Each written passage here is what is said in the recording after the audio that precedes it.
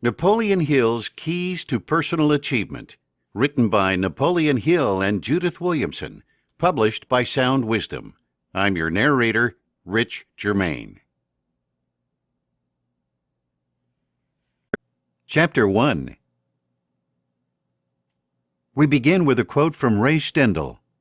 Many times in life we make decisions that are not aligned with our purpose.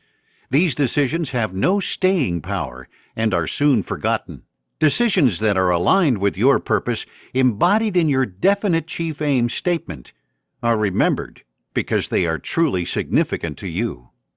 In considering linear time, it appears to exist in three parts: past time, current time, and future time. Past time might be defined as moving back mentally in time to consider what choices we made that contributed to where we find ourselves today. Hindsight. Future time might be defined as moving forward mentally in time to consider what choices we can make today that can determine our future outcomes. Foresight.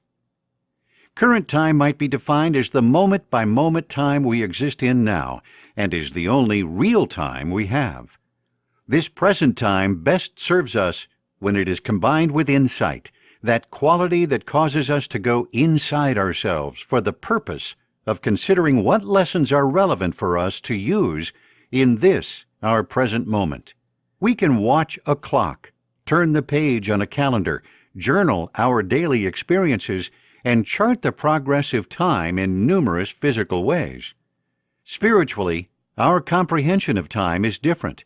It is more circular. We watch in our mind's eye a movie of our life and fast forward it to completion.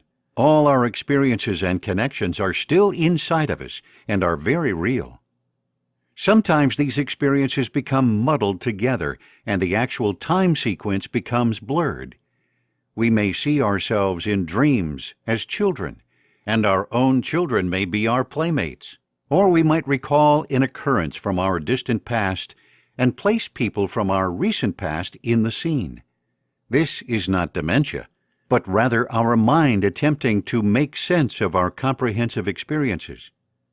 Some scientists state that all time exists in the now. That is, there is no real distinction between past, present, and future time. Time just is. This might explain how events merge and blend together as one scene instead of a sequence of scenes in our dream time.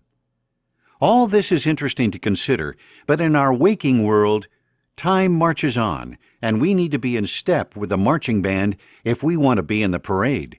That is why Dr. Hill reminds us to use our time efficiently and wisely.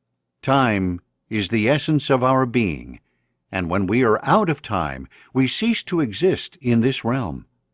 So, if life is a checkerboard, the opponent against us, as Dr. Hill states, is time. Play the game to your best advantage by recognizing that time waits for no man or woman. Given this fact, you can then gain the insight that the best use of the time we are given is critical in our lifetime accomplishments. Be wise and use time to your very best advantage. The Opportunity in Time by Napoleon Hill. On the next occasion, when you find yourself wasting a single second of this precious agent of opportunity, time, copy the following resolution, commit it to memory, and start immediately to carry it out. My commitment to Dr. Time. Number 1. Time is my greatest asset, and I shall relate myself to it on a budget system which provides that every second not devoted to sleep shall be used for self-improvement. 2. In the future, I shall regard the loss, through neglect, of any portion of my time as a sin for which I must atone by the better use in the future of an equivalent amount of time. 3. Recognizing that I shall reap that which I sow, I shall sow only the seeds of service which may benefit others as well as myself, and thereby throw myself in the way of the great law of compensation. 4.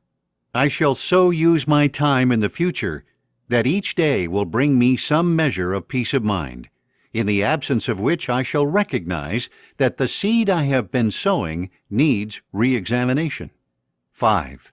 Knowing that my habits of thought become the patterns which attract all the circumstances affecting my life through the lapse of time, I shall keep my mind so busy in connection with the circumstances I desire that no time will be left to devote to fears and frustrations and the things I do not desire.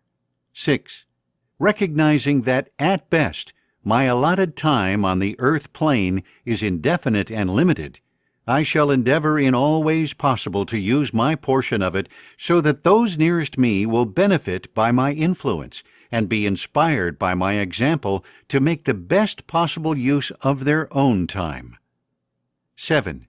Finally, when my allotment of time shall have expired, I hope I may leave behind me a monument to my name, not a monument in stone, but in the hearts of my fellow men, a monument whose marking will testify that the world was made a little better because of my having passed this way.